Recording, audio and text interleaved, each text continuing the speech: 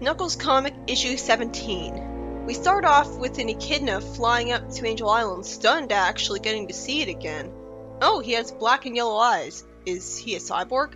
Well, then he meets Julie too, so I guess it's not in the past. And it just looked washed out because that's the way the art was. She's riding a horse with evil-looking black and red eyes. What's that about? Since when does a Dark Legionnaire get to have a horse? I mean, why would she have one in the first place? And it's never mentioned again. The echidna is terrified at seeing her, immediately recognizing her as Dark Legion, and she shows compassion, asking if everything's alright and apologizing for scaring him. He attacks her, thinking this was his last chance to make things right, and she defends herself, saying, "Now get off me! I didn't do anything to you!" Making things right by attacking an innocent person. He says that the Dark Legion did something to him. I'm guessing that explains the eyes, but the Brotherhood would be very superficial to fire him just because of the way he looks. But considering how they demonize Sonic and Knuckles, I wouldn't put it past them. They're a horrible judge of character. We cut away with her still being attacked, to Knuckles meditating with Archimedes, being impressed with him, or not, never mind, as he's complaining about Knuckles sitting on top of a skyscraper thing to meditate. Why should it matter where you're meditating? Knuckles tells him that while he has missed him, which is sweet, he's been away from him for a while and things aren't the same anymore for some reason. But sadly, he leaves before Archimedes can have a talk with him about it. Knuckles then glides down with his eyes closed and says that he could see his flight path before him with the guiding star gem. Good, this came back. Although I can't help but wonder why he still got lost in the Badlands then. He contributes him knowing his way home from that place to the stone, but he didn't know his way home. He had to make a portal just to get there. Just as Julie shows up with Locke being nice enough to simply describe her as Knuckles' friend, the power goes out because a circuit shorted out the generators. Good, I didn't want to hear them badmouth her just because she's former Dark Legion. The emergency power was working fine for the med labs, which is good news for Hockey, I guess, but then it's revealed that they have another patient in the cryogenic chamber that one of them almost forgot about. Maybe he doesn't really care. We'll see that patient later. The other one asks how he could forget about their honored guest after all these years, especially with the boy wandering. Too bad he got cut off, but again, we will learn about this later. He's told that he never forgot, even though he just did, and that he never believed in aligning themselves with an outsider's cause. We then see Knuckles and Julie meet up with Tober, a former guardian of the floating island. It's nice that they were all able to convince him to sit down with them like this.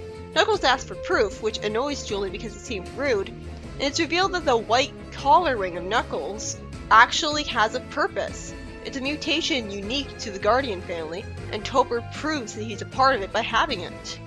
Like, they put so much effort into this, they could have easily not explained this at all. Tober explains that he was 20 years old when Hawking had appointed him Guardian, but he was disappointed that his father said he had to return to the floating island and it would be up to him to look out for the people while he was away. After he reminds Hawking that the floating island had been destroyed by the dingoes at that point, Hawking says that he can still restore it, and leaves. Then we're told that it wasn't long before he experienced his baptism of fire. Did we have to have the word baptism in the Sonic comic? Outside the city limits, where the hydroponics gardens have been made to replace the vast tracts of farmland left behind on the floating island because fuck growing food for a growing population, the Dark Legion then attacked, because I guess putting them in another zone wasn't good enough. This seems very arbitrary. I mean, the Ultimate Annihilator hadn't even been fired yet, so we can't explain it as the zones between barriers breaking down, and that's why they're able to escape their cage so easily. He had fought with Rex, the leader of the Dark Legion at the time. What reclaiming? Everyone's already using it. It's obvious by the fact that they still have their skyscrapers up. At the end of the fight, Rex activated the device that allowed the Dark Legion to cross over to the zone, blasting the two of them over to the floating island. But wasn't that place turned into Chernobyl? Shouldn't they both be getting sick right now? Some ancient ruins collapsed on them, and Tober's father found him injured, but it turned out to Tober's disappointment that he saw his father carry away someone he believed to be him. Was something blocking his mouth? Was his jaw broken? Is that why he couldn't call out to him? Did he and Rex switch bodies? I guess that's what happens when you activate a warping device while holding onto someone's arm, but I can't help but feel like that would be contradicted, or was contradicted. Either he switched bodies, or his father is the blindest person in the world, and has no sense of smell to confuse someone for his son. I mean, it's his son. You'd think he would recognize even the tiniest little details about him. It's not like these two were twins separated at birth. That's the only way I could explain them. being easily mistaken for each other. A day later, he managed to free himself, but he was so ashamed of failing his first crisis as a guardian that he was unable to face anyone, and wandered Mobius for decades until he discovered the floating island. Discovered? But he already did! He already knew it existed.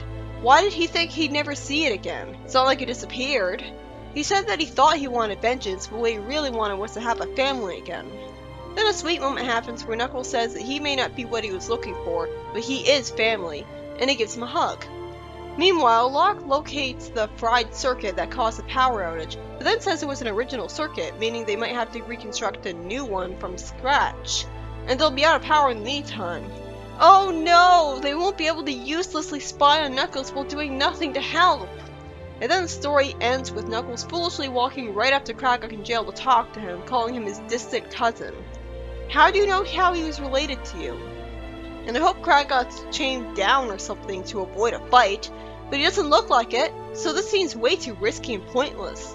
Not to mention the jail was taking a huge risk by not getting rid of Kragok instead of pointlessly keeping him alive in prison.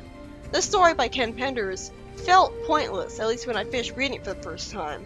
I did feel sorry for this failed guardian, but it felt pointless because they didn't make it clear how meeting Tober led to Knuckles finding out how Kragok was related to him.